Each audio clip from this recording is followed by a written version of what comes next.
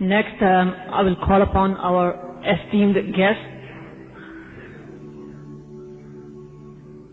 Sheikh Suleiman Mullah, all the way from South Africa. And honestly, I don't even have enough words, or I can't even think of the right words to choose to thank him. He has traveled all the way from South Africa, arrived Friday evening after traveling for 25 hours. And being with us for 2 days, he has to travel back today, this evening. And that's another 25 hours. So he has traveled all that way just to be with us here in this gathering. May Allah subhanahu wa ta'ala accept his efforts, and may Allah subhanahu wa ta'ala reward him abundantly. Sheikh Suleiman Mullah, South Africa. The topic is depression versus contentment. إن الحمد لله نحمده ونستعينه ونستغفره ونؤمن به ونتوكل عليه ونعوذ بالله من شرور أنفسنا ومن سيئات أعمالنا من يهده الله فلا مضل له ومن يضلله فلا هادي له ونشهد أن لا إله إلا الله وحده لا شريك له ونشهد أن سيدنا ومولانا محمدا عبده ورسوله. أما بعد، فقد قال الله تبارك وتعالى في القرآن المجيد والفرقان الحميد: أعوذ بالله من الشيطان الرجيم، بسم الله الرحمن الرحيم. من عمل صالحا من ذكر أو أنثى وهو مؤمن فلنحيينه حياة طيبة ولنجزينهم أجرهم بأحسن ما كانوا يعملون. وقال تعالى: ومن أعرض عن ذكري فإن له معيشة ضنكا ونحشره يوم القيامة أعمى. وقال النبي صلى الله تعالى عليه وسلم: قد أفلح من أسلم ورزق كفافا وقنعه الله بما آتاه، أو كما قال عليه الصلاة والسلام. صدق الله مولانا العظيم وصدق رسوله النبي الكريم، ونحن على ذلك من الشاهدين والشاكرين والحمد لله رب العالمين. Honorable Ulema Ikram, respected brothers, elders, mothers and sisters, as Sheikh has introduced the topic to you, depression versus contentment. While the world continues to progress technologically, I swear by Allah, faster than its growth in technology, it is retrogressing morally and spiritually. We find ourselves being exposed to a society that has become so immoral. Like Sayyidina Muawiyah radiyallahu anhu said, مَعْرُوفُ زَمَانِنَا مُنْكَرُ زَمَانٍ قَدْ مَضَى وَمُنْكَرُهُ مَعْرُوفُ زَمَانٍ لَمْ يَأْتِ. Such deep words, food for thought. Sayyidina Muawiyah radiyallahu anhu said, Ma'rufu zamanina, the good of our times were the sins of the previous times. What you and I consider as noble, as pious, as righteous, was considered a sin, a vice and transgression in the previous times. Wa ma'rufu zamanina munkaru zamanin qad mada wa munkaruhu ma'rufu zamanin lam ya'ti. And what we consider as vice and as evil and as wrong today will be considered noble and pious in the time that is to come. That is why in Bukhari there is one commentary where one Sahabi addressing his companion said, إِنَّكُمْ لَتَعْمَلُونَ أَعْمَالًا هِيَ أَدَقُّ فِي أَعْيُنِكُمْ مِنَ الشَّعْرِ كُنَّا نَعُدُّهَا فِي عَهْدِ رَسُولِ اللَّهِ صَلَى اللَّهُ عَلَيْهِ وَسَلَّمَ مِنَ الْمُوبِقَاتِ. That, O my companions, I see you perpetrating many crimes which you trivialize. I swear by Allah, in the time of Nabi alayhi salam, these were considered as the most destructive crimes. And as we draw closer to Qiyamah, this continues. So while the world progresses definitely in technology, like one scholar mentioned, while the world boasts that now we are traveling by air, forgetting not that while we are now traveling by air, we have also polluted the air of Allah with guna. So in mid-air, wine is being consumed, in mid-air, zina is taking place. Indeed, there is growth and technology, but coupled with that is the retrogressing in morals and values. While life seems to become easier theoretically, in theory when you analyze life today, we have such advanced modes of transport, such easy ways of communication. In theory, life seems easier than previous times, but practically life has become more challenging than the previous times. Tension, depression and frustration has wallah become the order of the day. Happiness, joy and prosperity is something of the past. May I repeat what I said? Tension, depression and frustration has become the order of the day. Happiness, joy and prosperity has become something of the past. Never mind becoming a victim to any tragedy, which perhaps might warrant depression. A person met in an accident, lost a beloved, lost his wealth, lost a job. Some tragedy, some calamity, some catastrophe came in his way, which definitely warrants depression. Never mind the tragedies that, a person becomes a victim to any tragedy. The very fears that haunt the mind of an average man is sufficient depression. The very fears that haunt the mind of every individual that are ever lurking. I must never become poor. I must never be diagnosed of cancer. This must never happen. The fears that are ever lurking in the heart and the mind of every man is sufficient depression in the life of every person. Like the poet says, I wish you could understand Arabic. You can appreciate these couplets if you understand Arabic. He says, he presented in the surgery of a physician, سألت من الأطباء خبيرا ذات يوم مما شيبي. سألت من الأطباء خبيرا ذات يوم مما شيبي. فقال بلغموا. فقلت له على غير احتشام لقد اخطأت فيما قلت بلغموا. He said, I went to the doctor and I asked him, the doctor assessed me, I'm gone white. What is the reason? Mimma shaybi. Like it comes in the authentic ahadith that Nabi alayhi salam said, when Nabi alayhi salam was told, Shibta ya Rasulullah, Nabi of Allah, you are aging, you are becoming white. Nabi alayhi salam said, Shayyabatni al-hudu wa akhawatuha. It is the frightening description of Qiyamah in Surah Hud, which makes my hair white. And we learn in the authentic ahadith that there were 20 strands of white hair on the blessed body of Nabi alayhi salatu wasalam. And another poem comes to mind while I'm saying this here. The poet says, لَنَا خَطُّ وَلِلْأَيَّامِ خَطُّ لَنَا خَطُّ وَلِلْأَيَّامِ خَطُّ وَبَيْنَهُمَا مُخَالَفَةُ الْمِدَادِ فَأَكْتُبُهُ سَوَادًا فِي بَيَاضِ وَتَكْتُبُهُ بَيَاضًا فِي سَوَادِ. I wish you can understand Arabic. Really, it has to be understood in Arabic. The time says, the poet says, I have a pen and the time has a pen. The era in which we are living, it has a pen. And as we are talking, our time is just moving away. That is why Hassan Basri said regarding the Sahaba, أَدْرَكْتُ أَقْوَامًا كَانَ أَحَدُهُمْ أَشَحَّ عَلَىٰ عُمْرِهِ مِنْهُ عَلَىٰ دِرْهَمِهِ. That I sat in the company of Sahaba and I found them more possessive over their time than their wealth. I found them, they were more possessive. They clinged on to, they were flexible with their money. They were not hard on their money, but they were very hard on their time. Nobody could take time from them. أَدْرَكْتُ أَقْوَامًا كَانَ أَحَدُهُمْ أَشَحَّ عَلَىٰ عُمْرِهِ مِنْهُ عَلَىٰ دِرْهَمِهِ. So the poet says, لَنَا خَطٌّ, I have a pen and the time has a pen. وَبَيْنَهُمَا مُخَالَفَةُ الْمِدَادِ. The only difference is the ink. فَأَكْتُبُهُ سَوَادًا فِي بَيَاضِ. My pen has black ink. I write with black ink on white paper. And the time writes with white ink on black hair. فأكتبه سوادا في بياضي وتكتبه بياضا في سوادي. That is the difference. Nonetheless, he says, I asked the doctor examined me, why am I gone white? So he said, بَلْغَمُوا, you have a lot of phlegm in your body. فَقُلْتُ لَهُ عَلَى غَيْرِ احْتِشَامٍ لَقَدْ اخْتَأْتَ فِيمَا قُلْتَ بَلْغَمُوا. Instantly I said, doctor, I respect your expertise. You need to understand Arabic to appreciate what has been said. I appreciate your expertise, but definitely I think this got nothing to do with phlegm. Balghamu, instead this is depression. This is the result of depression in my body. This is what has happened. Tap any person, let him pour his heart out to you.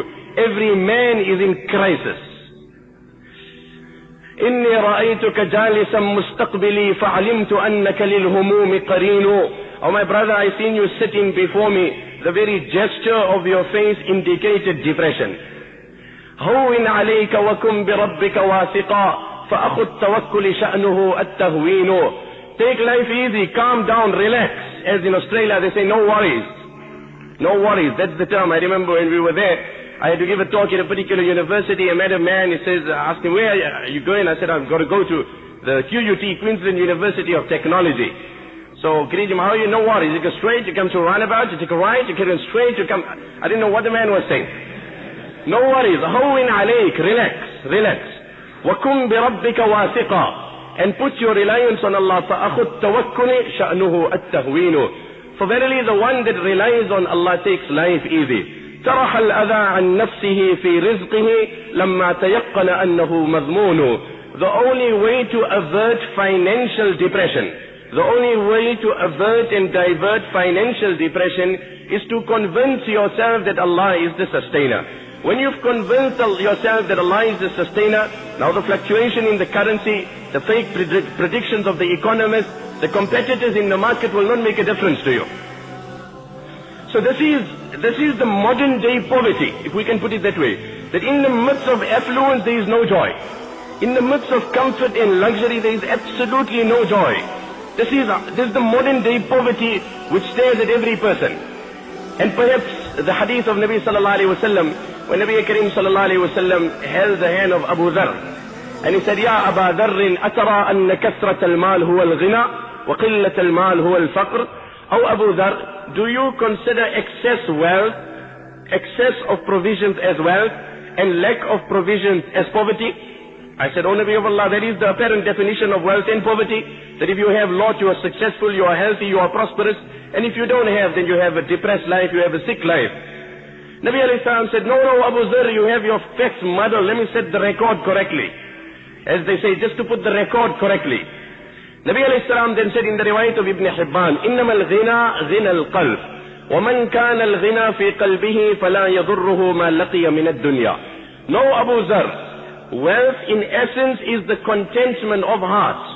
Wealth in essence is the contentment of heart, and no Niagara Falls and no Victoria Falls can give you that contentment that is divine from Allah. وَمَنْ كَانَ الْغِنَى فِي قَلْبِهِ, the one who has contentment in his heart, فَلَا يَضُرُّهُ مَا لَقِيَ مِنَ الدُّنْيَا, then no amount of calamities and tragedies will harm this man, will depress this man. Nothing in this world will depress this man. You see, today every man has a different perception of contentment. Every person feels, some feel that if I get married and I have a beautiful wife, that is the goal of my life. That is the aim, that is the ambition of my life. And I foresee my joy in that woman. Others feel if I pursue a degree, I graduate, I earn so much, then that is my particular accomplishment and that is the pinnacle of my joy. Like they say, 4 people were traveling, or 3 people perhaps, in a simple example. They were speaking different languages. One spoke English, one spoke Urdu, one spoke Arabic. Someone came and gave them $1. Now they had to split the dollar. What are they going to do with the dollar? The one that speaks Arabic, he said, Ana ashtari al-inab. Ana ashtari al-inab. I'm going to buy inab. Okay, the other one that speaks English, he said, no, I want to buy grapes. I want to buy grapes. I'm not buying inab. I'm buying grapes. The third one said, no, mujhe angur kharidna hai. I'm buying angur. He says, I don't know what's your angur, I don't know what's your inab, I want my grapes. So then came along one person who spoke all 3 languages. Like, they say, بِقَدْرِ لُغَاتِ الْمَرْءِ يَكْثُرُ نَفْعُهُ. بِقَدْرِ لُغَاتِ الْمَرْءِ يَكْثُرُ نَفْعُهُ فَتِلْكَ لَهُ عِنْدَ الْمُلِمَّاتِ أَعْوَانُ فَبَادِرْ إِلَى حِفْظِ اللُّغَاتِ مُسَارِعًا فَكُلُّ لِسَانٍ فِي الْحَقِيقَةِ إِنسَانُ. That the more languages a person speaks, the better it is for him. So this person said, you know what, I will resolve your problems. You give me that $1 and I will get your angur, your inab and your grapes for you. I'll do everything. He went, he bought a bunch of grapes and he came and gave it. He says, this is your angur, it is your grapes and it is your inab. So the expressions are different, but the common thing is peace. Every man is searching for happiness. Every person is searching for inner contentment. And wallah, Allah has not kept in the capacity of the things of this world. You take a child, you give him an item, he fancies it for a period of time and the next day he is tired. Allah hasn't kept in the capacity of this world anything. In the capacity of this world to satisfy this restlessness of man, this crave of man, this ego of man. We continue with the hadith of Nabi sallallahu alayhi wa sallam. وَمَنْ كَانَ الْفَقْرُ فِي قَلْبِهِ. The one who has greed in his heart, the one who has contentment in his heart, nothing of this world, nothing. It is a perception that if you are healthy and you are wealthy, you are content. This is the deception and the delusion of the devil. Last year I had the opportunity to go to Malawi, which is the neighboring country from South Africa. The Quran was translated in the local vernacular language for the first time, and they had the launch of the Quran, and there was the opening of the masjid, so some scholars were invited from South Africa. I was also amongst those that were invited.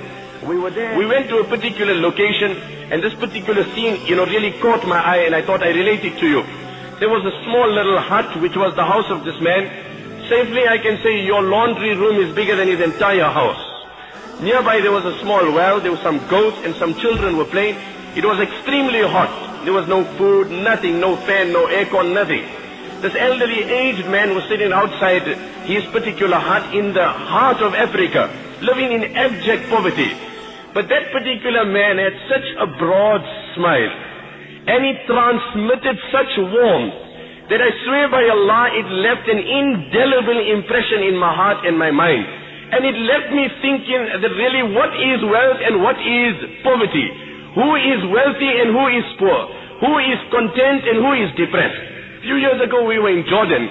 We were hosted by a very, very wealthy man. You know, subhanallah, Allah has given him such wealth. He filters his water 16 times before it comes out of the tap.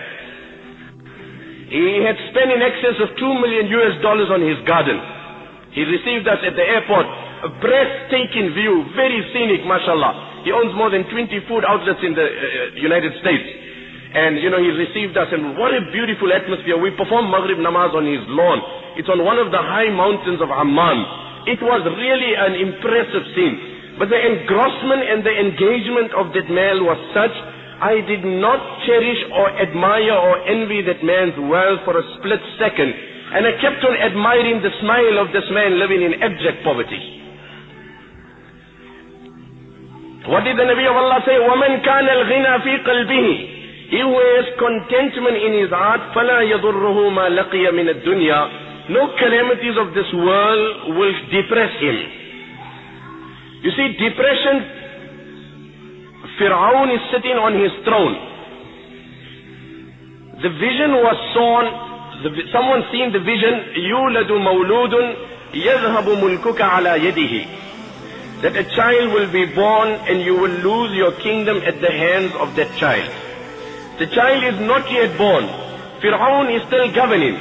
But scholars write from that day onwards, وَطَارَ نَوْمُهُ وَبَقِيَ فِرْعَوْنُ لَا يَطِيبُ لَهُ طَعَامًا وَلَا شَرَابًا. That was the end of food, drinks, happiness and joy. From that day onwards, imagine the child is not yet born. They haven't yet made the diagnosis of cancer. Doctors suspect there is cancer. That's the end of joy in the life of that man. How many people aren't they who own a lot of wealth, but because of sicknesses they have such restrictions that the dog in that house eats better food than the owner. The man for breakfast has a very restricted diet. For lunch he cannot have this, he cannot have that. The dog in that house eats better foods. And this is what the world is chasing. This is what the world is advertising. This is what we have been brainwashed with and been exposed to. Look at that beautiful hadith in Bukhari Sharif. When there is contentment in the heart, food for thought in particular for our sisters. Ata ibn Abi Rubah says, Abdullah ibn Abbas radiallahu anhu tells me, Ala urika imra'atan min ahli al-Jannah. Should I not show you a woman of Jannah? I said, please do tell me. He said, هذه المرأة السوداء أتت النبي صلى الله عليه وسلم. You see this woman of Abyssinian origin? Come I tell you a story about this woman. She one day came to Nabi alayhi salam. Look at the condition in her life. It does not mean when a man has contentment, when Allah has given him that calamities will not come. No, Allah will give him the strength to react differently. He will not get emotional by situations. Divinely Allah will inspire him, and I will elaborate on what I'm saying. Money can buy you a house, like they say, money can buy a house but not a home.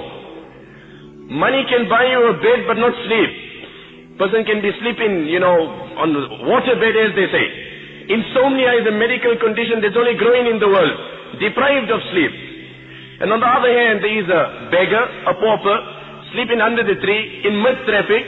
The people are driving, people are busy, engaged, and he's enjoying the divine sleep of Allah in the shade that Allah has provided.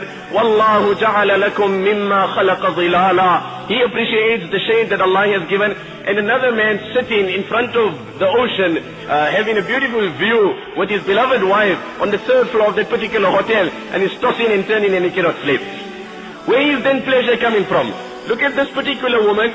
She comes to Nabi alayhi salam. Ya Rasulullah, inni usra'u wa atakashaf. O Nabi of Allah, I suffer from epilepsy. Now what a fatal illness she is suffering. What a sickness. Now as the world harps upon it, that there's so many anti-aging products. You mustn't age, you mustn't be sick. There are so many sisters that are destroying their health just to look thin. just to look attractive, seductive, that I must look thin, I must look appealing as this particular woman on this magazine and that magazine. Because I am made to believe that if I look thin, sweet, attractive and seductive, then I am successful and I am content. Yet that particular person is destroying that woman.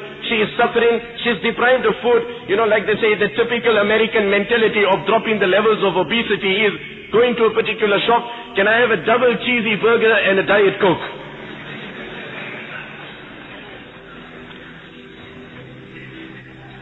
While the levels of obesity are too high, so I'll have a Diet Coke with a double cheesy burger. So anyway, this woman comes to Nabi Kareem sallallahu alayhi wa sallam, Ya Rasulullah inni usra. Subhanallah, look at contentment. I swear by Allah, it comes divine from Allah. O Nabi of Allah, I suffer from epilepsy. And when I have these attacks, my sitter is exposed. Could you perhaps make dua to Allah that Allah cures me? Now what a tragedy in a life. It warrants total depression. Subhanallah, what are the teachings of Nabi Kareem sallallahu alayhi wa sallam? The Nabi of Allah, one was to lift his hands and instantly make dua and Allah will respond positively and cure the woman. But the Nabi of Allah gave her a choice. In shi'ti da'awtu Allah an yu'afik. Wa in shi'ti sabarti walakil jannah. You have one of two choices. If you so wish, I will make dua to Allah now. He will cure you instantly, permanently, totally. On the other hand, if you endure, persevere, and exercise patience, I promise you Jannat is yours. Now in today's terms, when a person understands that sickness means depression, it means medical expenses, it means burdening the family, it entails a host of other things. Naturally a person is so desperate for cure, he'll do anything and everything. Another one, while I'm speaking about this, another hadith comes to mind. Aisha Fatima radiallahu anha comes home, she is hungry. Ali radiallahu anhu is hungry. What the world has painted as depression and what Islam tells us with regards to contentment. There is absolutely no food. Now a person is living in difficulty, is some financial problems. Again, this warrants depression. You find today most of the circular degrees that a person pursues is in relation to his monetary return. Most of the things, a person is becoming a doctor. Very few are those whose aim and whose ambition is to serve humanity. It might be a sideline, option. But the primary reason, the priority in pursuing that particular is the monetary returns. What will I get back? By giving so much, how much do I get back? These are the reasons why. Because why? The perception is the day I have wealth, I am successful and I'm content. I am happy the day I have wealth. That is the end of sadness, depression. And that's apart from the depression which is as a result of guna, and I'm coming to that still. I swear by Allah, the greatest contributing factor to depression is guna. I have that young boy who after he takes a pill and he's on a buzz and he's on cloud 9 and he's safe, floating somewhere else, as soon as he becomes sober, he goes through such depression that he's left with one of two options. Either he commits suicide or takes a pill again. There's no other choice in the life of that young boy. I personally have dealt with many youth involved in drugs. Perhaps while perpetrating the crime he enjoys fake pleasure. But no sooner he becomes sober, he goes through such depression. My Nabi sallallahu alayhi wa sallam said in the hadith, prophesizing the things of Qiyamah, a man will come to the grave of his brother, not to respect the deceased, not to come and convey sawab to him. Yatamarrahu, he will then turn in the soil of the grave and he will say, Ya laytani kuntu makana sahiba hadha al-qabr. My brother, I envy you, you are gone. I promise you, I cannot bear the calamities of this world any longer. I wish I was beneath the soil and you were above the soil. In the midst of all the comfort that he has, Ala mawtun yuba'u fa'ashtarihi, fahadha al-aishu ma la khayra fihi. Someone said, I wish. Can you tell me someone is selling death? I want to buy death. I'm frustrated with life. I have come here with all the comforts, all the luxuries, all the affluence. Like in Urdu they say, Ab to gabara ke ye kehte hain ke mar jayenge, mar ke bhi chain na paya to kidhar jayenge. Now in a fit of frustration you say, I wish I die, I wish I die, I wish I die. And then they speak of euthanasia, mercy killings. Ab to gabara ke ye kehte hain ke mar jayenge. You take any youngster to a rehabilitation. When he's been admitted in that particular rehab, the first thing they ask him is the symptoms of drugs. Did the thought of suicide cross your mind? That's amongst the first things. This is nothing, these antidepressant tablets. You know, they have antidepressant. I give this example, perhaps I share it with you. It's nothing. That is escapism. You hide in the reality. You are disguising and camouflaging. You are not solving. You are not soothing. You are not unwinding. You are not relaxing. It's like a person went to a particular motor mechanic. He had a problem in his car. Says, you know what, as I'm driving, there's this very strange and peculiar sound coming out. And I can't trace the problem.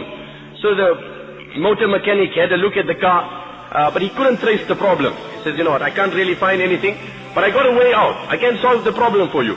If it really bothers you while driving, just put your radio a bit louder. If the noise bothers you, just put your radio, and I promise you your problem will be solved without any money. I won't take a cent from you. You just turn the volume a bit louder and that's it. I swear by Allah, that is antidepressant tablets. You have solved no problem. You have only camouflaged it, you've disguised it. The problem remains. Become sober and it's worse than what it was. That is antidepressant tablets. The riwayat of Bayhaqi, Nabi alayhi salam said, La hawla wa la quwwata illa billah, is the cure of 99 ailments, the least of which is depression. The least of which is depression. Inna sadaqat as-sir tutfi'u ghadab al-Rabbi. Let me complete that hadith. Fatima radiallahu anha comes home. There is no food. Now what happens to a man today again? The perception is that when there isn't wealth, when there isn't food, when there's sickness, these things warrant depression. In Western circles, what happened to people in this situation? So anyway, Ali radiallahu anhu tells Fatima radiallahu anha that go to your father and ask him if there is some food. Fatima radiallahu anha comes to the house of Nabi sallallahu alayhi wa sallam. How did they react to situations? Sometimes it's just a change of attitude. It's not the change of condition, it's the change of attitude that brings pleasure to life. Fatima radiallahu anha comes and knocks on the door. Ayman radiallahu anha is seated by Nabi alayhi salam. From the very tone of the knock, Nabi alayhi salam said, Inna hadha ladaqqu Fatima. This is my Fatima knocking at the door. وَلَقَدْ أَتَتْنَا فِي سَاعَةٍ مَا عَوَّدَتْنَا أَن تَأْتِينَا فِي مِثْلِهِ. And my Fatima has come on a strange time. Normally my Fatima will not visit me on this time. Definitely there is something that is bothering my daughter. She enters the house of Nabi sallallahu alayhi wa sallam. Which father wants to see his daughter coming home with hunger? And Allah forbid that don't happen. If that comes and happens to her, how would we react to the situation? We will go through depression that I don't know what and where we will go. Look at how the Nabi of Allah reacts. She sits down, she then praises Nabi alayhi salam, durood and salawat on the noble personality. And then, she in a very subtle way, she indicates, in a very modest way, Ya Rasulullah sallallahu alayhi wa sallam, هذه الملائكة طعامها التهليل والتسبيح والتحميد فما طعامنا. O Nabi of Allah, the angels glorify Allah perpetually, satisfy their needs by worshipping Allah. Myself, your son-in-law and your grandchildren have absolutely no food. Could you perhaps make some arrangements? Do you know what an emotional meeting that is? Can any father contain himself? Allah, don't ever let that happen to us. To find your daughter coming in this way, to see your grandchildren hungry. The Nabi of Allah's eyes become moist. He comes into emotions. But he calms himself down, subhanallah. Divinely contentment. Allah inspires it. The Nabi of Allah says, O Fatima, and this is what the Nabi of Allah told that woman, and I want to mention, وَمَنْ كَانَ الْغِنَى فِي قَلْبِهِ, the one who has contentment in his heart, no worldly condition will depress him. Conditions will come upon him. Conditions will come upon him. Like they say, having Allah on your side does not mean sailing on the ocean with no waves.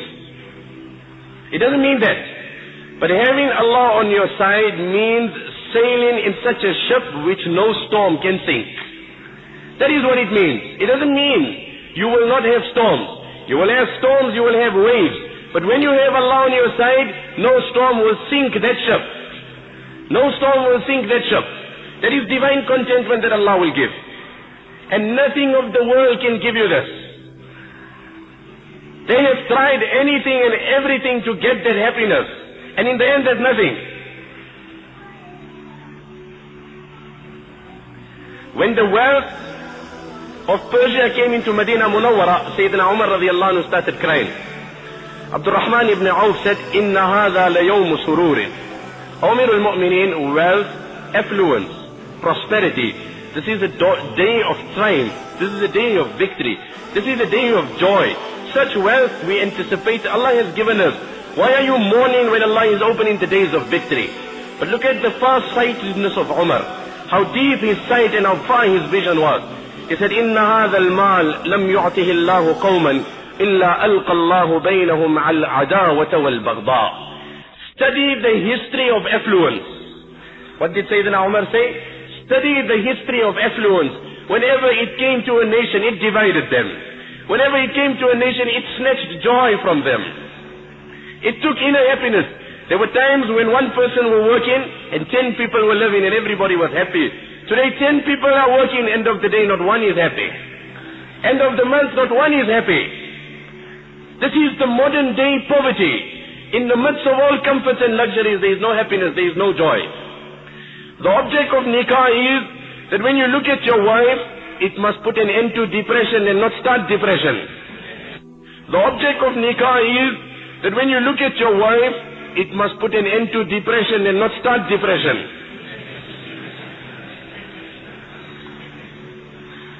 هو الذي جعل لكم, the Quran says, لِتَسْكُنُوا, that when you come home and the spouses meet, that must be the end of depression.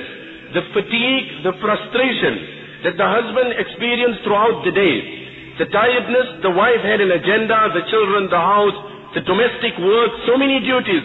Both had a long, tiring day that exhausted the respective partners. The Quran says the fundamental object of your marriage is that when you meet, it must put an end to depression. If you are meeting with your spouse and it is starting depression, I swear by Allah, even if you live in a palace and in affluence, the very fundamental object of that marriage is forfeited. هُوَ الَّذِي جَعَلَ لَكُم مِّن بُيُوتِكُمْ سَكَنًا. Allah says the object of your house is, it must put an end to tiredness and fatigue. Today no man can sit at home, doesn't want to go out, come weekend run, come holiday go. If your house can't give you comfort, then better than that is a hut. The Quran says the object of your house is, it must bring inner joy, inner satisfaction, that there is no bounds, no restrictions, no formalities. You can relax yourself, you can sit as you want to, you are free and at liberty. If your house cannot contain you, cannot attract you, in English they say the one that doesn't find joy at home will find it nowhere. The one that does not find joy at home will find it nowhere. So the Nabi of Allah then tells his daughter, O Fatima, if you want, I will give you 5 sheep, which someone brought and gave to me. I give it to you. You take it home, slaughter it and eat it. And if you want, عَلَّمْتُكِ خَمْسَ كَلِمَاتٍ عَلَّمَنِيهِنَّ جِبْرِيلٌ. Or otherwise I teach you 5 words, 5 ayat, 5 du'as, which if you recite will soothe you, satisfy you, your hunger, your depression, your pain, your agony, today, tomorrow, when your father is around and when he's gone. We learn from these ahadith that there is a price for this divine joy. There was nothing wrong for the Nabi of Allah to say, "Here, my daughter, take the sheep also and take the du'as also." But he didn't do that. He said, take the sheep or the dua, one of the two. Bearing in mind this is a father who sees his own daughter hungry. There is no words of any language that can translate the emotions of such a father. And Fatima, whom my Nabi loved the most, Man ahabbaha faqad ahabbani, wa man aadaha faqad aadani. Whoever loves my Fatima loves me. Whoever dislikes my Fatima dislikes me. Hassan and Hussain, the coolness of my eyes. She said, O Nabi of Allah, I will prefer those 5 words. I will prefer it. Nabi alayhi salam says, okay, then say after me, O my daughter, Ya awwal al-awwaleen, wa ya akhir al-akhirin, wa ya rahim al-masakin, ya dhal quwwati al-mateen, Ya Arhamar Rahimin. She takes this, she reads this, she goes home, she returns to her husband. Imagine your wife send you with a shopping list and you come back with a dua.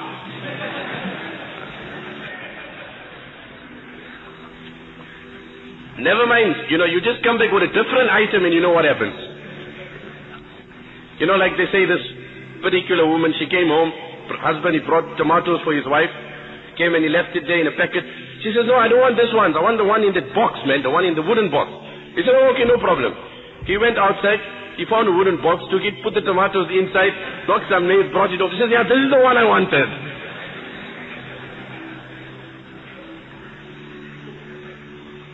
Anyway, she comes with dua. Now what I'm saying, these are situations that bring depression to us. I don't know, has the tragedies of our times become more, or has our forbearance levels dropped more? Petty things today, trivial things, a man goes through depression. And immediately, he needs to do this, he needs to go, he's back onto his drugs, he's doing this, he's doing trivial things, and a person cannot contain himself. Petty issues, and a man is divorcing his wife. And subhanallah, look at this condition. Husband, wife and children, all are hungry. She comes home, she reads the du'as to her husband, the husband is happy. The children, they soothe the children. The children are too young, too tender to fathom, to appreciate. But how Allah gave contentment to Fatima through this dua, Fatima's hunger was the price of this contentment. I said it on a full stomach, my brother, you heard it on a full stomach. Neither I can appreciate what this dua can do, neither you can appreciate. I and you both will have to collectively knock the door of Fatima to understand the hidden tranquility that Allah has kept in this dua. Neither I nor you, the tranquility that Allah has kept, and how soothing this dua is, that we'll have to ask Fatima. Her hunger and the hunger of her husband and her children collectively was the result of the divine tranquility that Allah provided to her. Like they say, this person was sitting and relaxing. So someone said, get up and do something good in your life, man. What are you wasting your life for? He said, what must I do? He says, go work and make some money, man. And then get married. And then, well, you can perhaps go for a vacation. And then what? Sit by the beach and relax. He said, well, I'm doing that now. I'm doing that now. Why must I go through all those procedures? Must I go through 5 procedures? I'm relaxing now. In ana lam afuz bi muradi sa'yin وَكَمْ مِنْ حَسْرَةٍ تَحْتَ التُّرَابِ. If I did not accomplish my material goal in life, what's the harm? You died as a doctor, I died as an ignorant man. But then we entered through one door. What's the first? You made it, well and good. I didn't make it, well, what's the difference? End of the day, who is happy in his life? Who has divine happiness and joy? Do some soul searching and ask yourself. The Nabi of Allah asked this woman, if you want and make dua to Allah, Allah will cure you. And if you want, you make sabr and jannah. Now she is suffering epilepsy. Subhanallah, contentment. She says, oh Nabi of Allah, if you promise that I have patience, Jannat is mine, then I will prefer living with this sickness. And I will prefer dying with the sickness. As long as you can confirm Jannat is mine. However, I am very conscious of my modesty. And when I have my epilepsy attacks, my sitter is unveiled and it is exposed.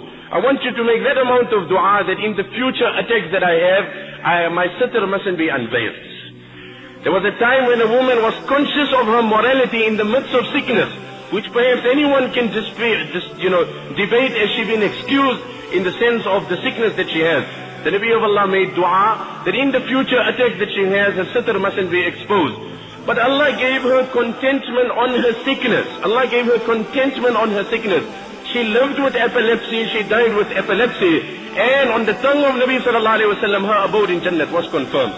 Hence it is a perception, it is a deception, it is a delusion that if I am healthy and I am wealthy, I am successful and I am content. هي القناعة فالزمها تعش ملكا لو لم يكن منها إلا راحة البدن. It is contentment. Grab onto it. I swear by Allah, if you have it, you're a king without a throne also. وَانْظُرْ لِمَنْ مَلَكَ الدُّنْيَا بِأَجْمَعِهَا. And look at those who own the entire world. Those who own the entire world. هل راح منها بغير القطن والكفن. Those that went, they all went in the same way, nothing more. Like in Arabic they say, لا تتفكر في ثلاثة أشياء. Don't think about three things, this will add to your depression. فيكثر همك وغمك ويزيد في حرصك. This is the formula of depression. This is the formula of getting depressed. And today inevitably every man has this in his mind. لا تتفكر في فقرك. Don't think about the day I won't have money. The day I lose my job. The day this happens to me. Don't plan. Or don't fear. Don't sit and, think about the moments where I won't have wealth. Why? This will only increase your greed, and it will add to your anxiety, and it will multiply your depression. Number two, لا تتفكر في طول البقاء. Do not plan a long future in life. Allah alone knows the destiny of every man. But if a person plans a long future, then he will have to amass much more, because you say at the age of 70 I need this, at 80 I need this, at 90 I'll need this, because I'm around till 100. Like تؤمل في الدنيا, these couplets are so beautiful.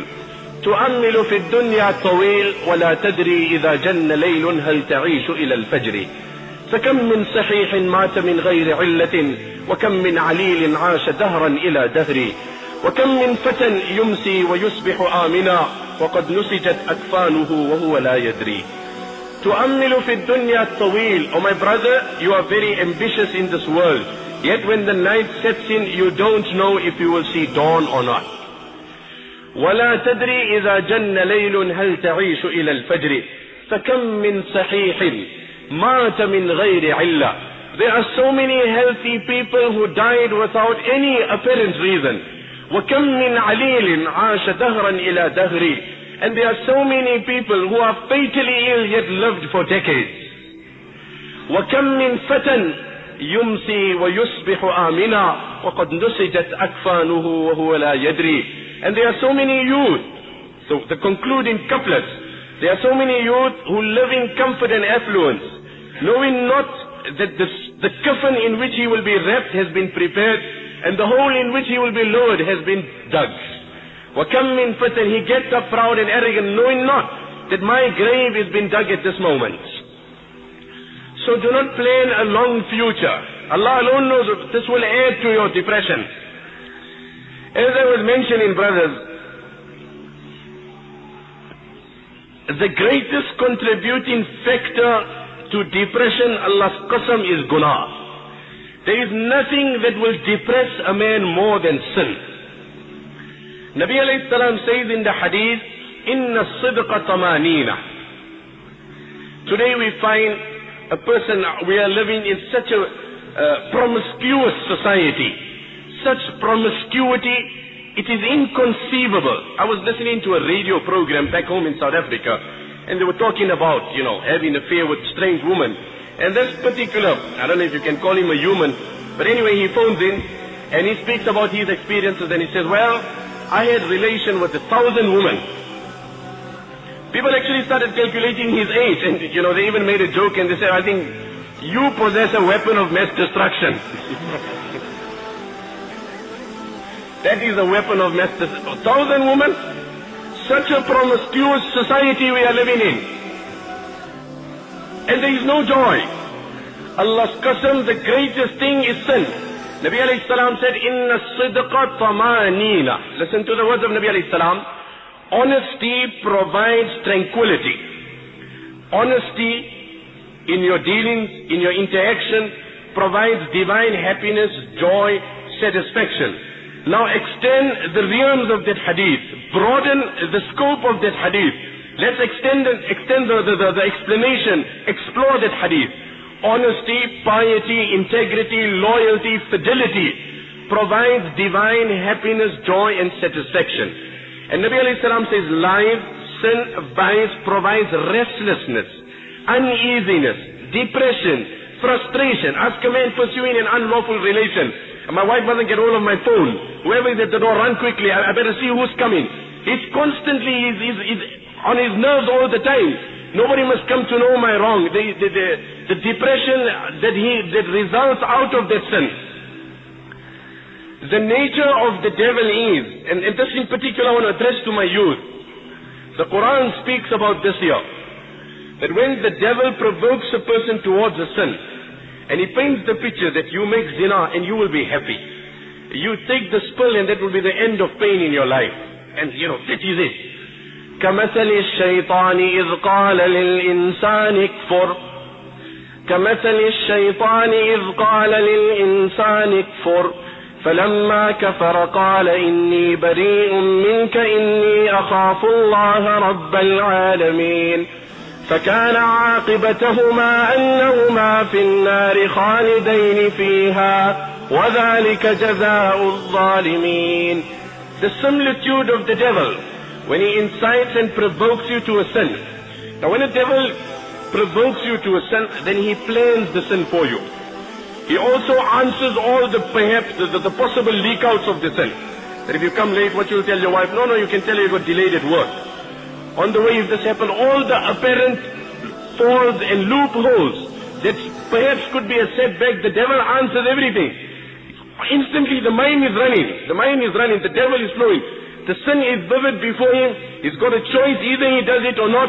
It looks very tempting, very appealing, very convincing, if I do it, this is what I actually need in my life.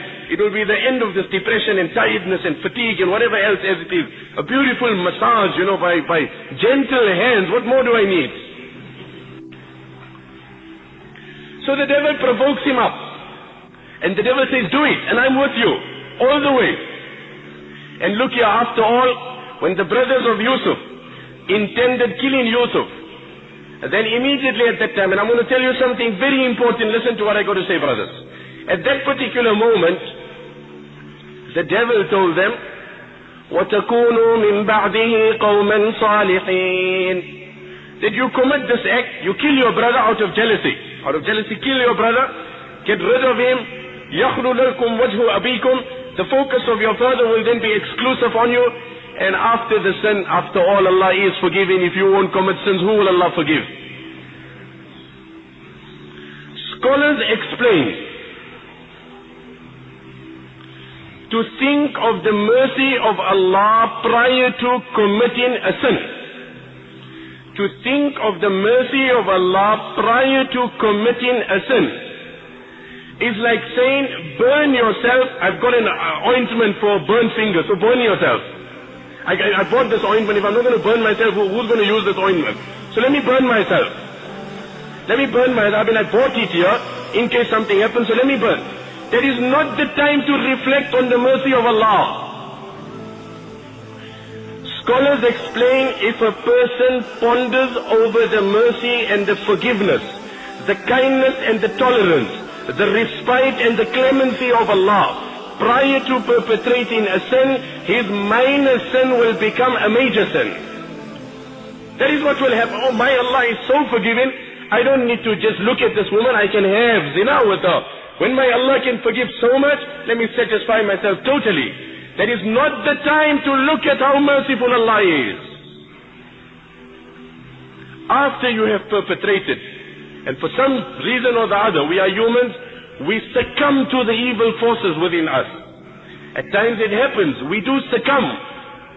We give in. We don't know why we're committing it, why we're perpetrating it. But for some reason we succumb to that evil force.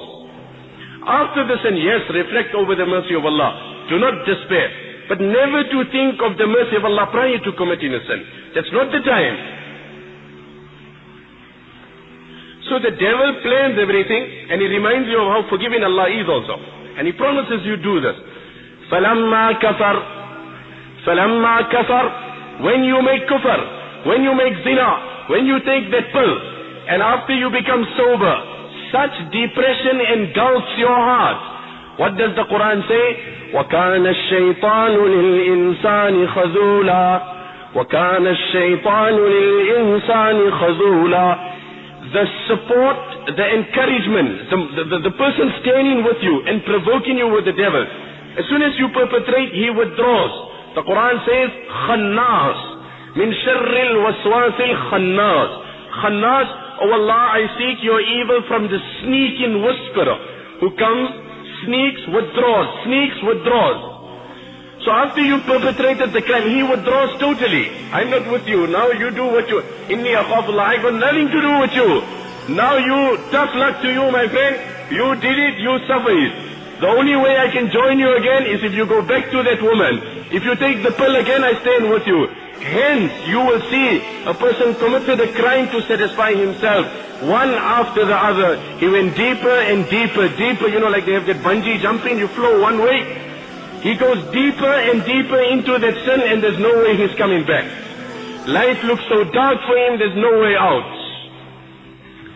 In the battle of Badr, Shaitan came to Abu Sufyan in the form of Suraqa as the leader of the tribe of Kinana, and he told him, وَإِذْ زَيَّنَ لَهُمُ الشَّيْطَانُ وَأَعْمَالَهُمْ وَقَالَ لَا غَالِبَ لَكُمُ الْيَوْمَ مِنَ النَّاسِ وَإِنِّي جَارٌ لَكُمْ. I am with you.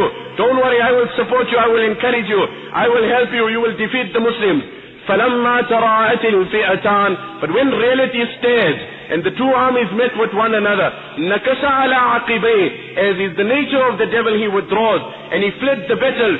So Abu Sufyan asked him, "Oh Suraqa, where are you? You promised me, you encouraged me, you motivated me." قال إني, what did he say? نكس على عقبيه وقال إني بريء منكم إني أرى ما لا ترون إني أخاف الله. No, I can see divine angels coming. I've got nothing. You involved, you suffer the consequences. So there is the result of depression that will come as guna. It will never come to an end. And scholars write, worse than that sin is four things. أربع بعد الذنب شر من الذنب الاستصغار والاستبشار والإغرار. After committing that sin, to consider it as trivial is worse than the sin. After committing the sin, to rejoice over the sin, that you rejoice over the calamity you have done, over the sin you have perpetrated. Nabi alayhi salam says in the hadith, كُلُّ أُمَّتِي مُعَافًا إِلَّا الْمُجَاهِرِينَ. Allah is prepared to forgive every person, with the exception of those that sin openly. With the exception of those that sin openly. And amongst those that are guilty of sinning openly are people who sin by night secretly. They sin by night, وَقَدْ بَاتَ يَسْتُرُهُ رَبُّهُ. And Allah conceals the man's sin. He does the sin, commits zina, takes a pill, does whatever wrong. And then in the morning he gets up, and he doesn't rest until he doesn't unveil the veil of Allah. And he goes and says, I enjoyed this woman and I had this wine to bring this pleasure. Such a man has committed a crime which is unpardonable in the eyes of Allah.